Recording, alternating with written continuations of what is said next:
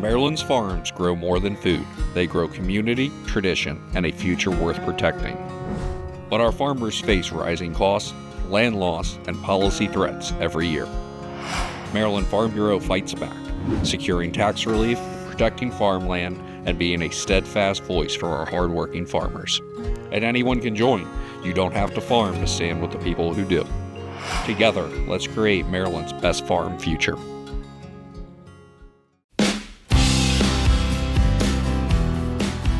This is Old Line Farmer Radio, a Maryland Farm Bureau production, helping you achieve your best farm future. Hello and welcome to Old Line Farmer Radio. My name is Ethan Schofield, intern at Maryland Farm Bureau, and I'm your host this week.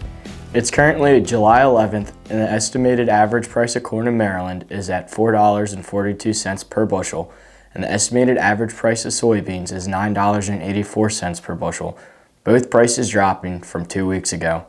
Prices in central Maryland are trending higher than the eastern shore. Let's check out a couple of headlines. The USDA has announced that agricultural producers who suffered eligible crop losses due to natural disasters in 2023 and 2024 can apply for $16 billion in assistance through the Supplemental Disaster Relief Program. These payments will be separated into two stages, implemented by Farm Service Agency. Producers can learn more by visiting their local FSA office. The Southern Maryland Agricultural Development Commission is launching an agricultural lending library for the Southern Maryland community to utilize. The books found in SMATIC's lending library cover a wide variety of agricultural production and business topics and can be borrowed for a 2-week period. Visit smatic.com to learn more. American Farm Bureau is accepting nominations for their 2025 Farm Dog of the Year. The grand prize winner will win a year's worth of Purina Pro Plan dog food and $5,000 in prize money. Applicants have until July 25th to nominate their farm dog. For more than a decade, Maryland's own Gary Pilarchik of the Rusted Garden Homestead has been teaching his over 750,000 YouTube subscribers how to grow food in small spaces. We speak with Gary about his YouTube career and how viewers who are interested in growing food can get their start. I'm Tyler Huff, and we're here today with Old Line Farmer Radio. We're here today with Gary Pilarchik, who is a great YouTuber doing a lot of home garden and homesteading. Thank you for letting us come out and see your property today. You're very welcome. I love talking about the gardens. So that's awesome. It looks great back there. It's phenomenal. So take us back to the beginning. What inspired you to start sharing this journey online, and when did you really start to connect with your audience? So, real quick, 2nd, 3rd grade, my grandfather would show up every summer, paper bag, tomato plants, some seeds, and he taught me how to garden. That kind of put the passion into kind of my spirit for gardening. When I got married, we had a little bit of space. YouTube was kind of new, and I'm like, let me do a YouTube video on how to grow tomato. Worst video ever, but I kept it. And I just stuck with it. I like the combination of social media and just wanting to teach people to grow food.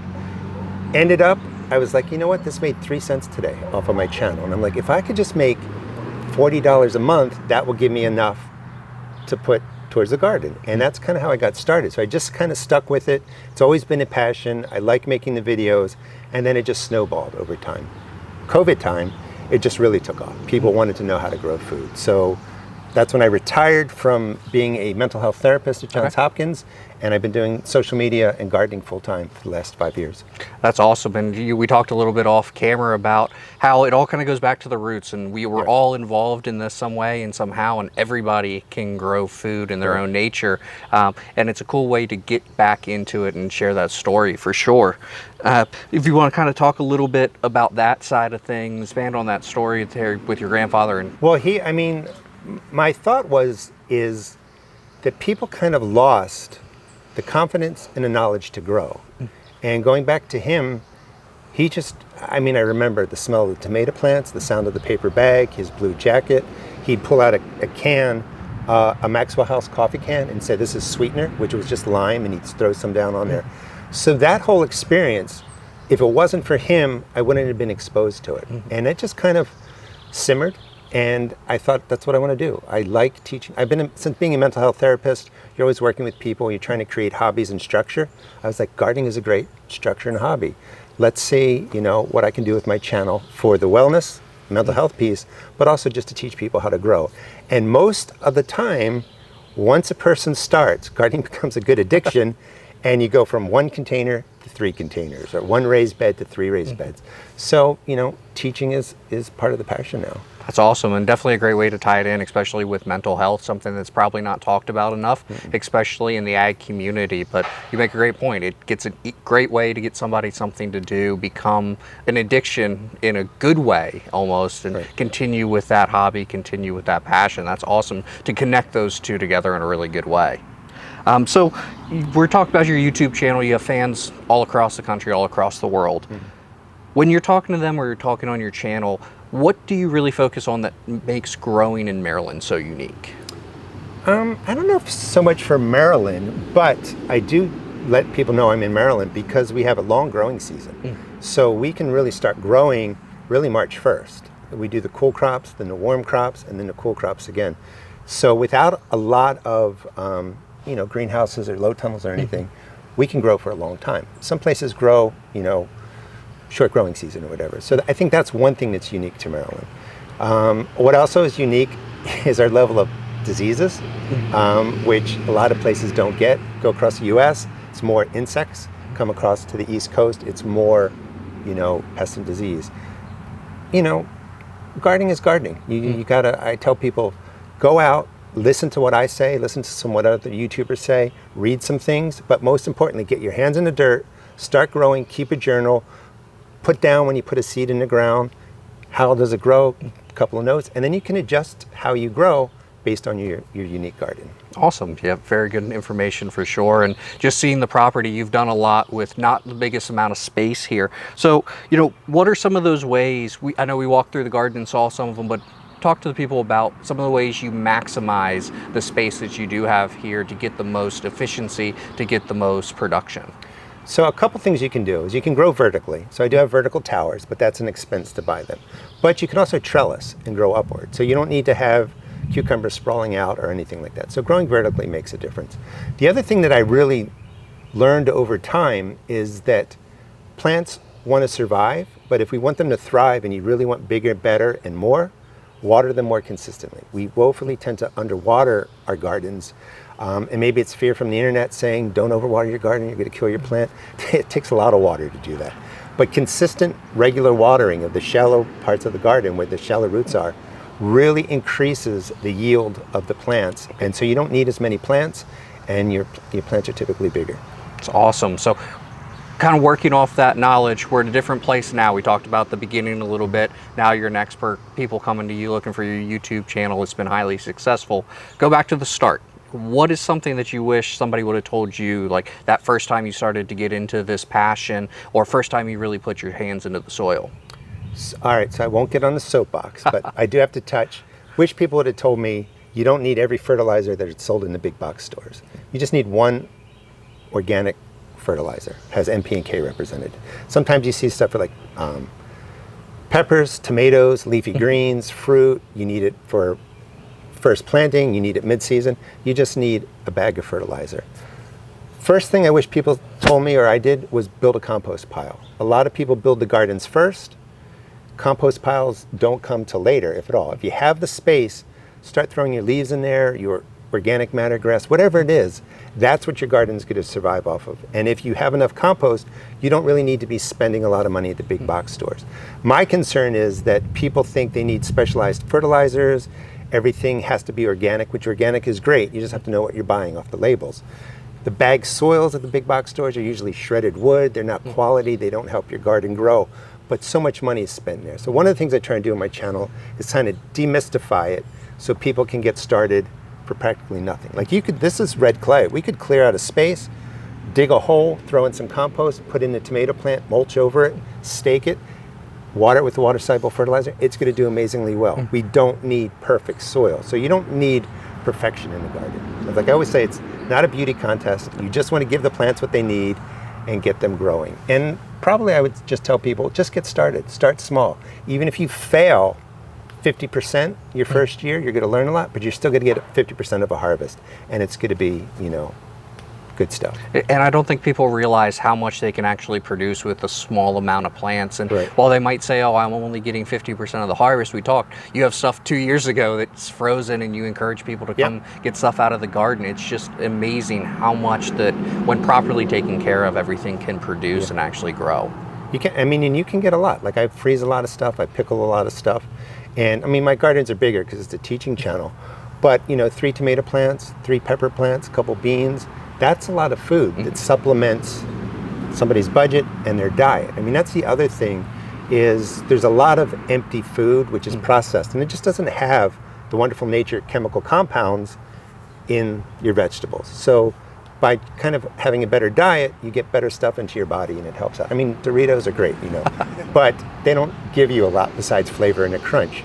Your garden brings a lot of fresh food in and a lot of nutrients to your body. Absolutely. We used to have a garden at our farm, and I enjoyed walking out when I was younger and just grabbing some snap peas off the vine and just eating them straight off the vine, and it still gives you that same crunch a Dorito will give you as well. And the thing about peas is like, and people don't know, is a lot of food, once you pick it, the sugars change to starches. So you lose a little bit of the sweetness. That fresh picked pea is so sweet and crunchy, like you're saying. It's absolutely delicious. It was phenomenal. So let's take a look at Maryland's farming landscape. We have so many. We have large multi-generational, we have poultry, we have livestock, we have everything in between, all the way down into your smaller and even breaking into that urban ag sector that we talked about. So how can you see those backyard gardens, the urban ag, the small homesteaders fitting into that unique and vast agricultural landscape of Maryland? I think for me, it's all about community. Like super mega industrial farms that are robotics and stuff, or food coming from across the way, you don't get to connect with your neighbor. So starting at the small scale, I have a garden, my neighbor might have a garden, and I have this kind of belief that we could change that a little bit, where maybe I only want to grow tomatoes, and my neighbor just wants to do compost. Why can't a community grow different pieces of a garden rather than replicating everything and then share the produce? But that would get neighbor talking to neighbor. And then when you get to the smaller farms, they can add things that you don't need to just go to the grocery store and buy chicken from somewhere you don't know where it came from. Get it from your local farmer or the smaller farm, and see what is local community, maybe even regional if you want to go a little bit bigger, but really get to know who's growing your food and make it part of your routine. Going out, meeting people, seeing what they're growing, and understand too, this is the other thing that gets a little bit on my soapbox, things might be more expensive to buy that way, but the quality is so much better. And a lot of work goes into people raising chickens and animal, poultry, all that kind of stuff, and vegetables. But it's so much better for you. And there's a value of knowing who you're talking to and seeing the farms and different places your food comes from. Absolutely. I think we saw that a little bit during the COVID time frame when there was that push to come back to your small and local grower, especially as we saw the food get scarce on the shelf. I think people were reminded of that and how important that connection is. And it's nice to see that that connection has stayed after COVID as well. It is. And people, I think it's sort of a lost art. It's not hard to grow food, but it can be difficult to get started. And that's part of what I want for my channel. Just get started. Start growing, see how you like it. Because once people get growing, they're like, you know, it's not as difficult as I thought, you know. I can do this. And then you can supplement whatever you buy at the grocery store, or hopefully you're getting from your local, you know, farm. You can supplement whatever you like, you grow it, you eat it, and it's yours. Small or large, just get your hands in the ground and do what you can and get started. You never know what it might take you. Absolutely. Any kind of closing words, final words? I would go for the person that's thinking about it, and usually when you're thinking about it, you've been thinking about it for 2 or 3 years. July 1, today, you can start a garden. Clear out a space, plant something. You can do zucchini, squash, cucumbers, determinate tomatoes, pole beans, green beans, okra. Just plant something. See if you like it, and that will get you started. You don't have to wait just for the spring, or you don't have to wait for that right time. Just get growing. That's awesome. Thank you, Gary, so much for your time today and showing Jeff and I around. It was fantastic and enjoyed it, and hope to be back sometime. Appreciate it, and you're welcome back. Awesome. Thank you. If you're interested in supporting the local farmers and food producers in your community, consider becoming a member of Maryland Farm Bureau at members.mdfarmbureau.com. Your membership goes to the advocacy of the industry in fighting to ensure that it has a future in our state. We thank you for your support.